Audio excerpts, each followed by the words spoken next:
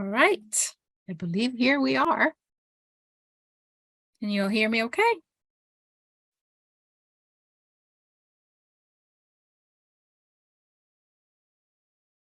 All right. Awesome. So welcome everybody. Wilton and Brian are here today.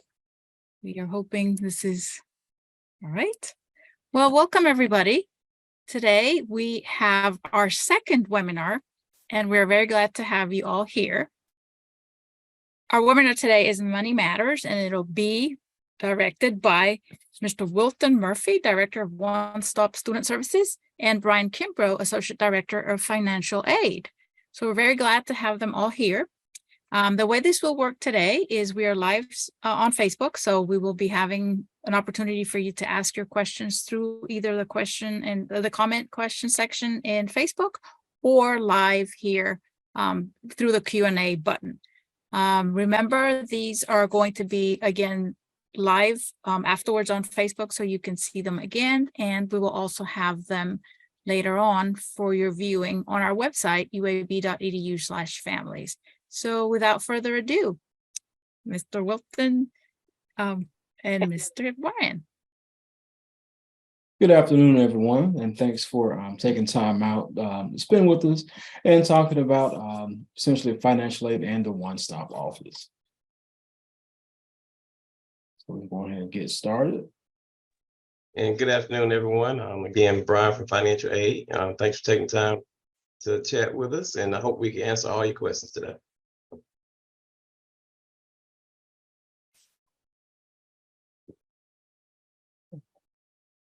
Start the show.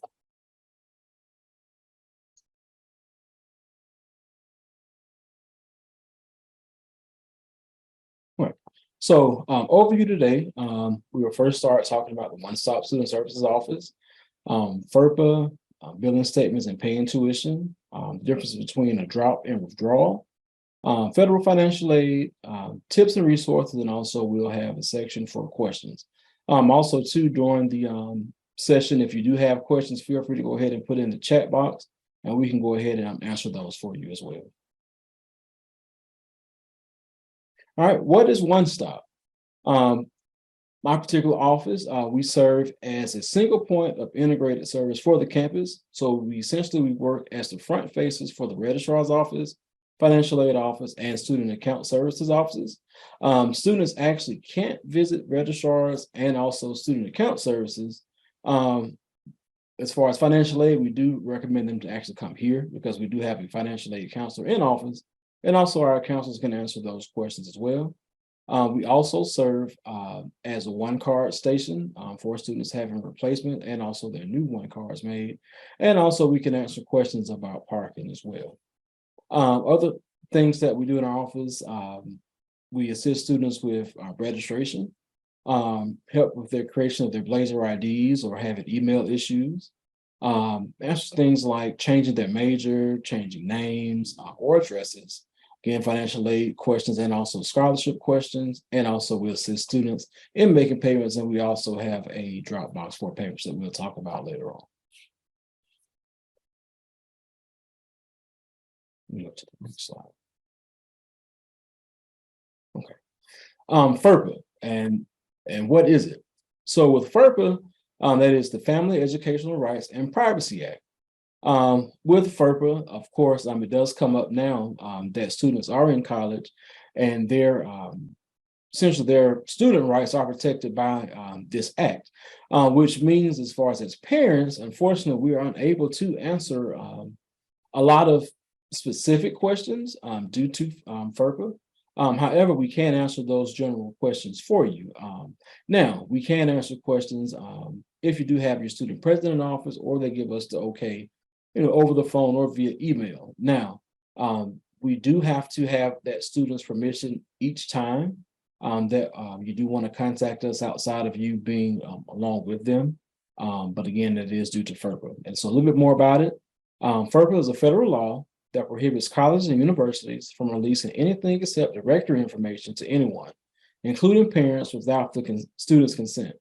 And so what directory information is, that's simple stuff as far as just name, Blazer ID, if they were an athlete, like height, weight, and things that goes along with that. But just like your basic information, we can actually release to you. But when it comes down to just specific questions of what is this charge, or why hasn't my student received this particular type of aid? What are my students' grades? We can't actually release that information due to FERPA. FERPA is to education FERPA is to education. What HIPAA is to healthcare. And again, FERPA applies to information such as transcripts and grades, course registration, financial aid benefits, and billing and payments. You go to the next slide. Billing statements. Unfortunately, right now, we actually don't have the tuition rates for 23-24. They should be released sometime within the next couple of weeks. Normally based off last year, those particular amounts will be posted to students' accounts. Should be the next to last week of July. But with that being said, account balances are accessible on BlazerNet and also on the Family Hub. Please note that we don't send out bill statements, and also everything is actually strictly through their BlazerNet, and also this be able to be viewed on the Family Hub. We also send out notices to students when balances are posted to their account. And that's not only when new balances, well, as far as first balances are posted, but anytime through the semester, if a student does incur a charge, we do actually send an email out just to let students know that they do have a balance out there. So for instance, those statements, those initial emails will go out in July, but just say a student has a parking ticket or something to that effect.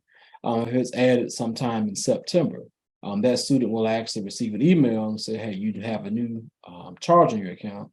So that way that students will know, so they won't incur any additional fees, or when registration comes and they may have a hole because they didn't know they had a balance. So we do send those emails out to students to make sure that they do know that they do have different new charges on their account. Payment deadlines, they're available now, but can be found on the academic calendar, and then that's the link there, uab.edu/academic calendar.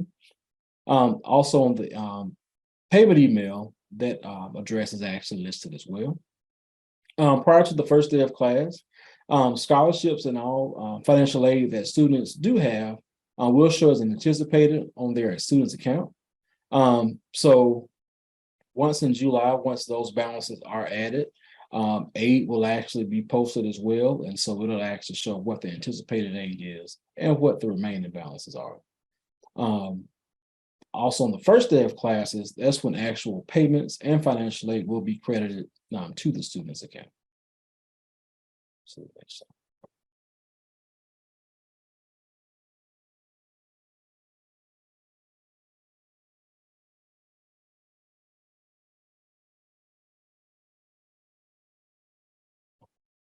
Looking at a question in the box there. So take care of that. All right, and so this is just an example here of what the tuition page would actually look like on the student's account, their account balance tab. So on the left-hand side, you'll actually see all of the charges that are actually listed. Something else too that I will note as far as parking permits.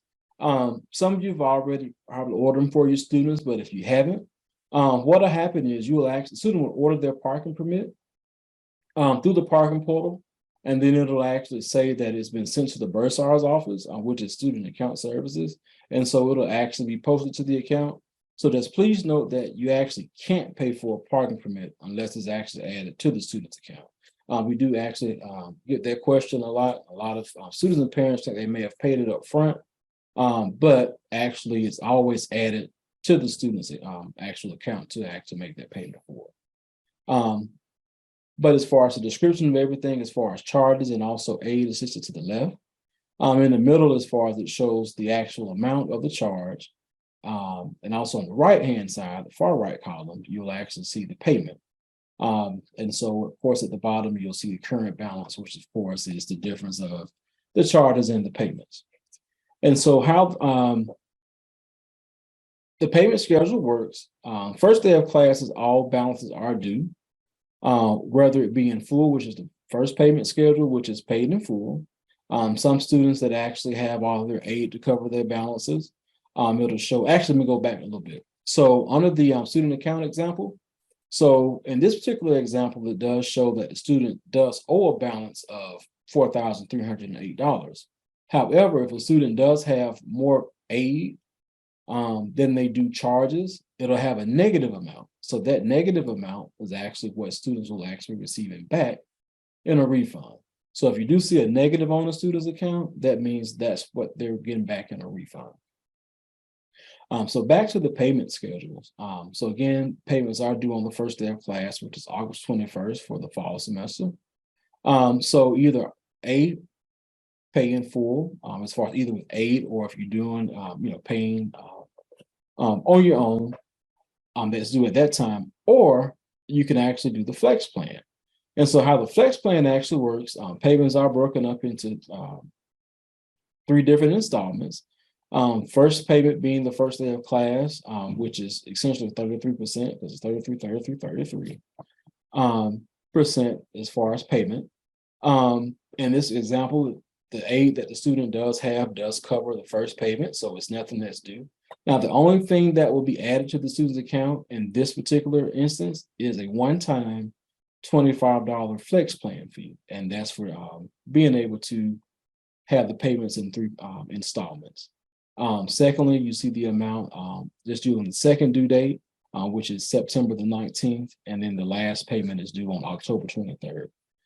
Please note there is a $50 late fee for each missed payment.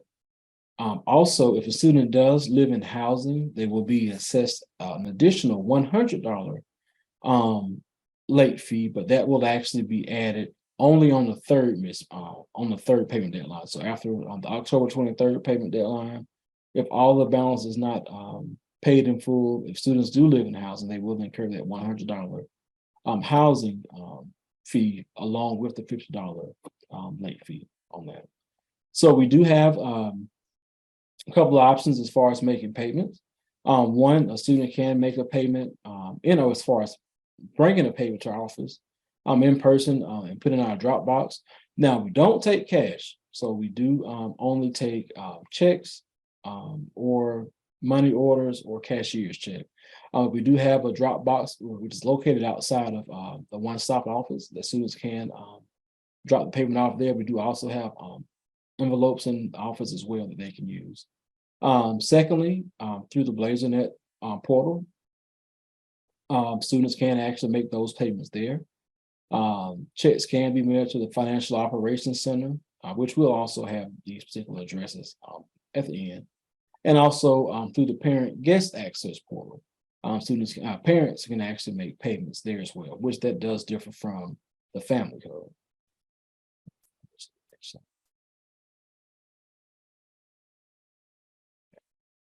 Drop versus withdrawal. So the drop add period to drop or add classes is the first 7 calendar days of each term, which this particular fall semester is October 28th. Also with this particular date, students are not charged for any classes that they actually drop during this period. So for instance, if a student does have, let's say taking 15 hours and they decide, like, you know what, let me lighten my load and only take 12 hours.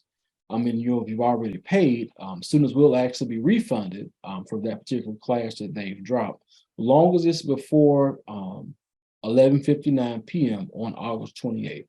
So any fees associated with the class that a student actually drops, they will actually get that back in a refund. The same goes as far as charges. The student can still add a class during this time, but they will be charged for that particular class.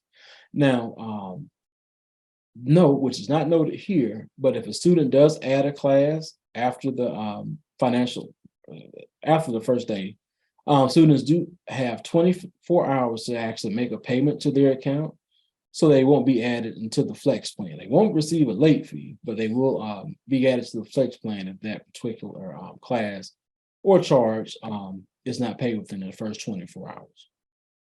The withdrawal deadline for an individual course is approximately 75% of the way through each term, which this particular semester falls on October 13th. So with this being said, with a withdrawal, outside of difference of the drop is students are still responsible for those charges for any courses they withdraw from.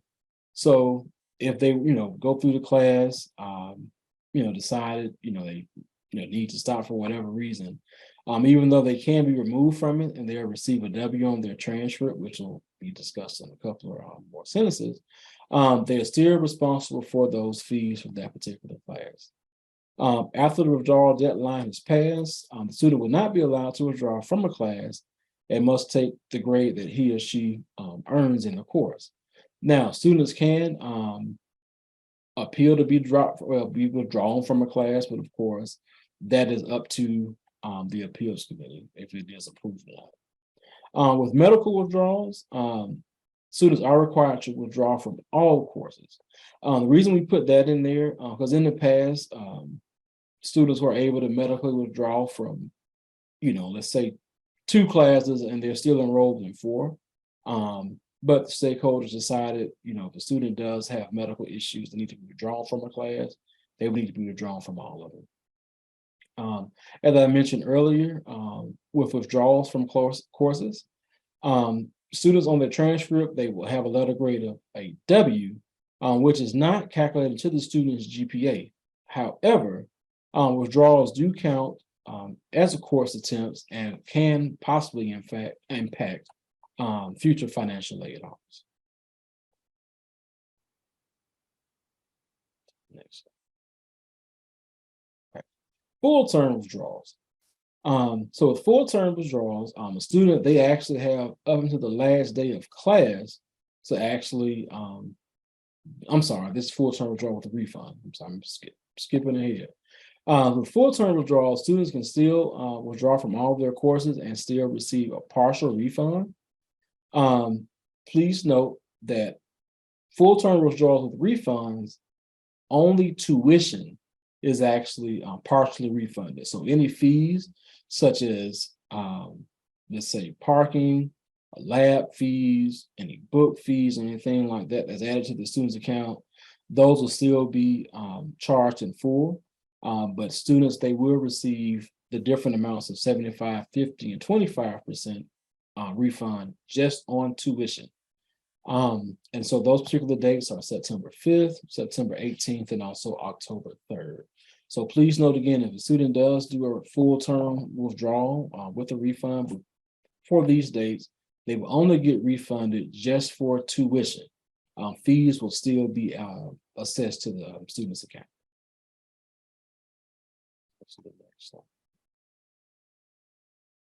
Okay, actually, let's go back one, and I'll go ahead and expound on one more time.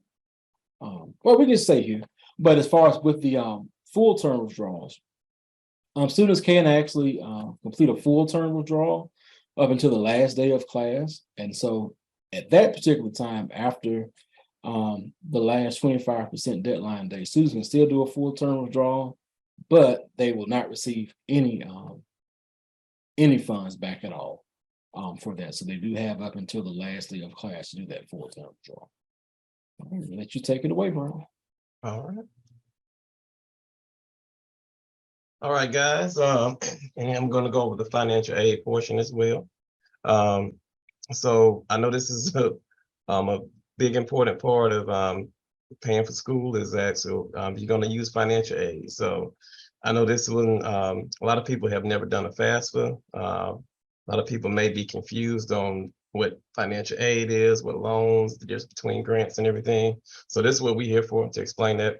And so the first step would be applying for the FAFSA. That's the free application for federal student aid.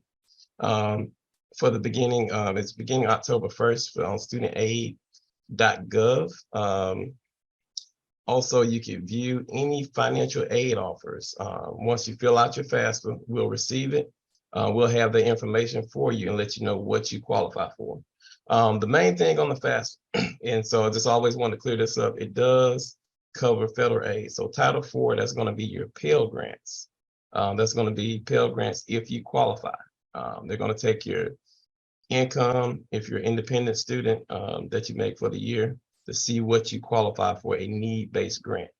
And grants you do, and I'll go into that on the next slide, but you do not have to pay your grants back. You get up to 6 years of eligibility with grants. And also it's going to include student loans. You're going to get subsidized and unsubsidized loans. With your subsidized loans, there will not accrue interest while you're in school, only at 6 months after you graduate. With the unsub, it does pick up interest after the first disbursement. You'll be able to view all your financial aid offers in BlazerNet. And so you can actually go in if you need to adjust the offer, decline the offer, that information will be in BlazerNet. And then you also have us to reach out to if you have any questions. Also, you'll submit a resource form. What a resource form is, if you have anything outside of Title IV coming in, if it's any type of scholarships, anything else, it could be a scholarship from your employer, you'll fill that out on your resource form so we can actually take that in consideration when we're building out your funding plan. So, for example, if you're, just say you get a tuition assistance from your employer, they're going to pay just $2,500 for the quarter. You'll want to put that on your resource form. That way we could, you could decide on how much financial aid you want to put towards your actual tuition. You also fill out a Title IV authorization form. That's all done on BlazerNet. Another step to actually receive loans, you will need to complete a master promissory note. That's basically your promise to pay back your loans. Also, it's going to go over all the terms and conditions of your loans, so you can have a full understanding of what you're borrowing and what you have to repay. Okay. Also, you'll complete an entrance counseling. Every new loan, you would need to complete entrance counseling. What the entrance counseling is just going over, again, another step, making sure you understand interest rates, ways of repayments, the types of loans you're going to receive. So all that information is in your entrance counseling. And the good thing about entrance counseling, we will kind of test you to see your knowledge on your loans, to make sure you're actually reading over the information, okay? Aid will be dispersed on your student accounts the first day of class each semester. Also, on your FAFSA, you're going to have the option of choosing if you want to do work study. I tell students, if you're not sure, just choose yes, because at any time you come and use work study. Any work study funds are paid throughout the year. So if you get a work study job, it's paid bi-weekly, okay?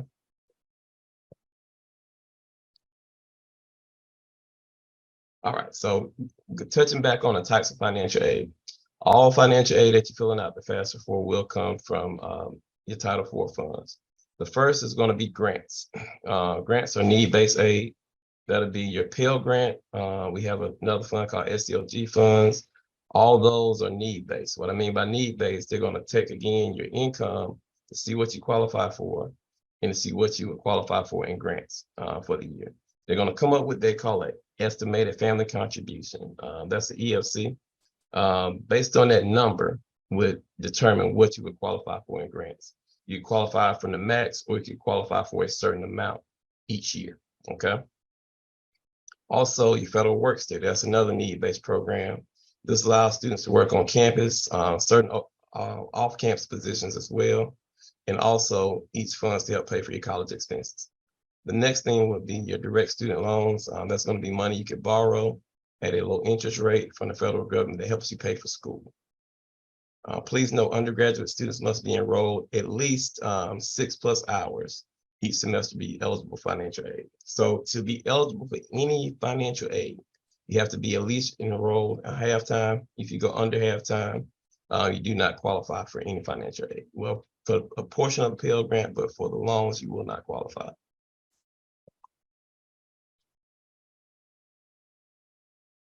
Additional resources. So those were the information I was discussing on a resource form. Resource form, any scholarships accepted through UAB scholarships at uab.edu.bsmart. You'll send that information out. In there, you'll see that also. Any outside scholarships, you send any of those checks to the scholarship office. If you're dependent, if you're going to apply for the Parent Plus loan, that is a non-need-based loan. So that would be a loan that the parent would qualify, that would apply for. If they qualify, they would take that out to cover your portion of your education. And you will be offered the student's remaining cost of attendance. Those loans will be at a interest rate right now, if at 7.54 before July 1st. After July 1st, it does increase to 8.05. Also, you have the option of applying for alternative loans. That'll be different loans like your Sallie Mae, Discover, those type of loans to help pay for your education as well.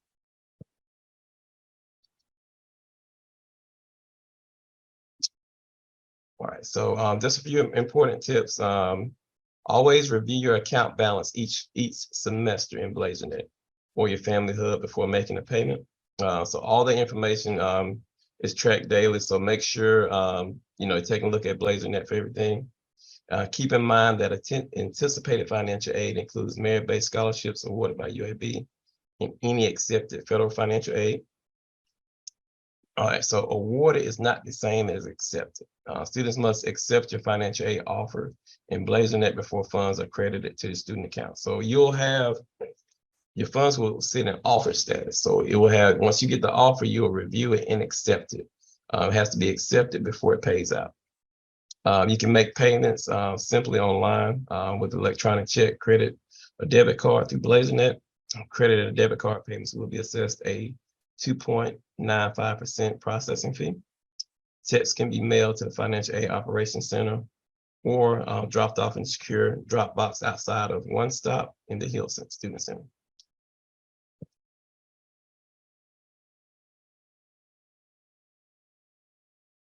All right, so so there are a lot of online resources that makes everything accessible for us. Of course, BlazerNet, that's the key. BlazerNet, all your information will be there, your current balance, class schedules, everything that you need there. Your payment options will be at uab.edu, when to pay.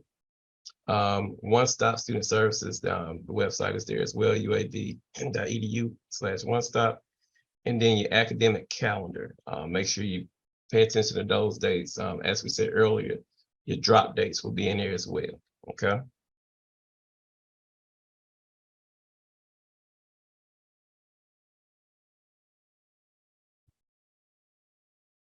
All right, I'll let you pick up here, Wilton. All right, and so that is done. The One Stop offices, contact information, like the phone number.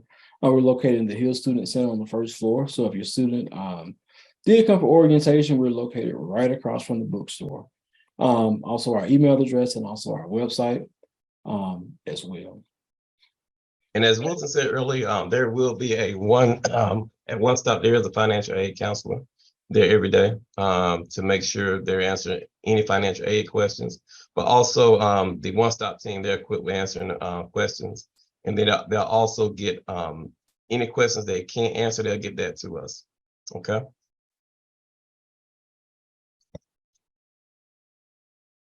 right, well, that's a lot of information. Thank you.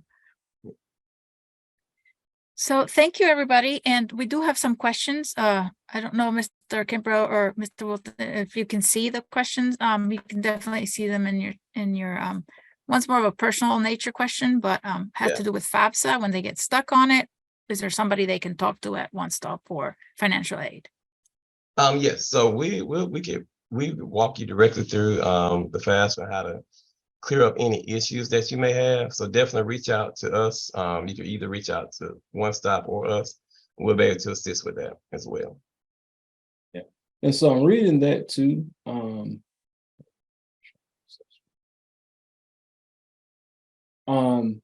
Now in regards to this, so so that's the financial aid issue as far as Social Security number. Yeah. Now, you being an UAB employee, your student can possibly get educational assistance.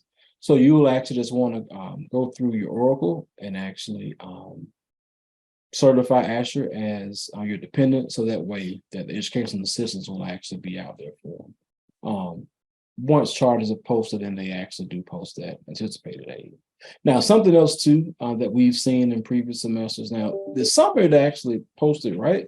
Sometimes you'll actually see educational assistance posted as anticipated, and then from there, it may not actually post to the account on the first day, but it'll come back maybe like that Tuesday or Wednesday. So long as you see it on the front end, it's definitely going to pay out for you. But if you don't see it by that Wednesday, pay it out, give us a call, and we can actually take a look at it for you. And Miss Wendy, on the Social Security, you may have a problem with your FSA ID. There's a number, and if not, you can reach out to us. We can get you that. There's a number. If you call the FSA ID help desk, they may have to verify you. And the verifying process, it normally takes about 7 days. You'll probably have to send like a copy of your ID and your Social Security card, because they may have your information wrong at the Social Security Administration. So that's probably the case, but it may not be the case. So if you get a chance, give us a call and we can walk you through that process, okay? Thank you. There's another question about if you're able to discuss about the GI Bill and the Yellow Ribbon Program. Yeah. So with that one, what did you go to the VA office for that? Their staff there, I mean, they're equipped with everything. Yeah. To assist you. You be right on the spot. So yeah, definitely have your student go by the VA office, or let's see. Can I type? Okay. And this is their email address here. I hope that went through. Not sure if you actually were able to see.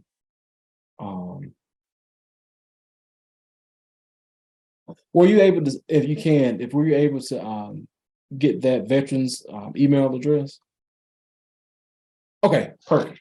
Okay, so yeah, so definitely reach out to them, and they're very fast as far as their response time, and get your student taken care of.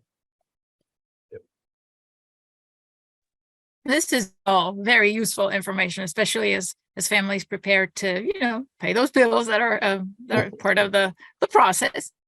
We do have some questions often at our Office of Family Engagement, and it has to do with, one is because of FERPA, when does the student need to approach you as opposed to the parent or family member calling you, and how does that work?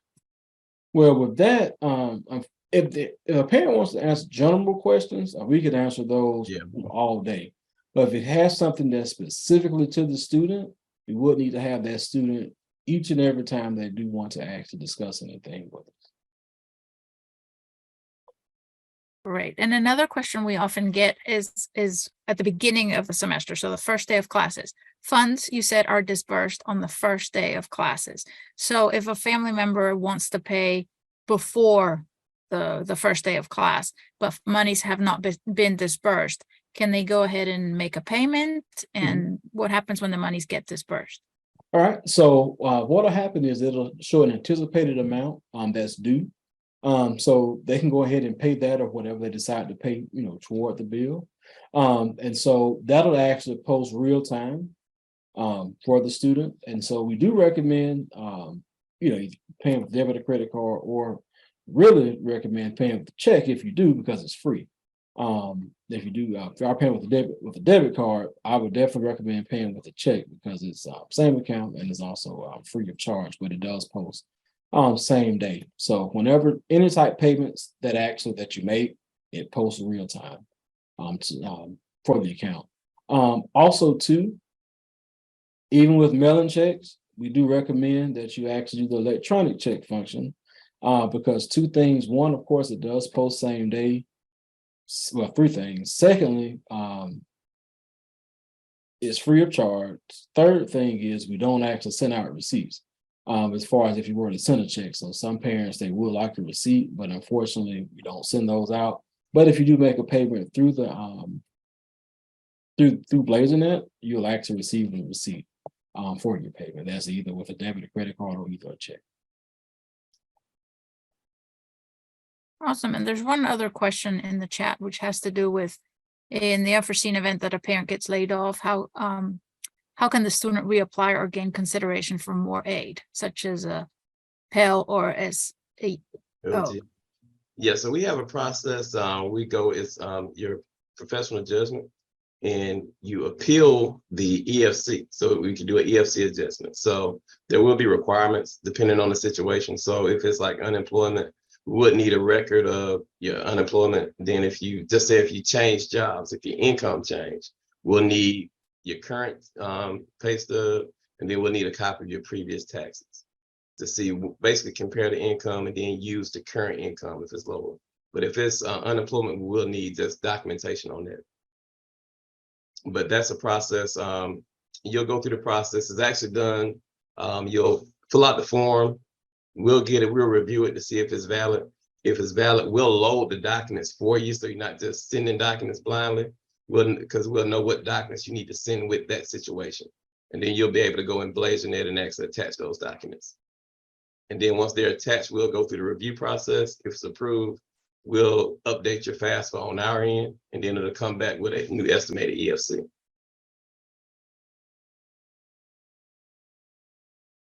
All right, great. So family members, as we wait for a few more questions, we do have a few more minutes.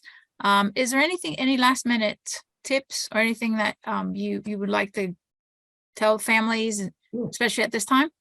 Yes, whatever you do, please have your student not wait till the last minute to do anything. Yeah. I mean, we help as much as possible. We do what we can for students in a timely fashion. But we do want to go ahead and, let students know as closer that we do get to the fall semester, of course, the volume increases as far as our encounters, which of course does slow down processing time. So if you do have anything that you may want to, either ask or submit, or just even just have a question about, go ahead and reach out to us as soon as possible, because the later that we get is closer to the fall semester, our volume does increase. So we do want to try to, get everybody in the timely fashion. However, we just don't want to, make a habit of waiting until the last minute to try to get something done, because of course, something may not be just a quick thing. It may take a little, extra time to it. So the sooner that you can contact us about your needs, and the better it is, as far as for us and also for the student. Yeah, and just to piggyback off that too, the best time is now, right now, Right. because between July and August is going to pick up. It's going to pick up a lot. So if anything that you get done right now, or any questions you have right now, let's go ahead and address those. Excellent. That's a great recommendation. Well, Yeah. questions are present in everybody's mind. So I believe we don't have any more questions right now, but before we go, we want to thank you for being here today. And thank you, Wilton and Brian, for helping us navigate through this whole financial aid money situation. And so we want to remind families that our webinars are now, full steam ahead. Tonight we have one for the School of Nursing at 6 p.m. And tomorrow we have one for student disability and support services. So if you still would like to join, those are this week, and then we have more coming the rest of the summer. So stay tuned for those. And so again, we thank you for being here today. Again, this will go live. You can view it later. It'll go on our website with captions. And we thank you all for for joining us today. And we wish everybody a great afternoon. Thank you. All right. Thank you all. Have a great day. Thank you. All right. Bye-bye. Thank you all.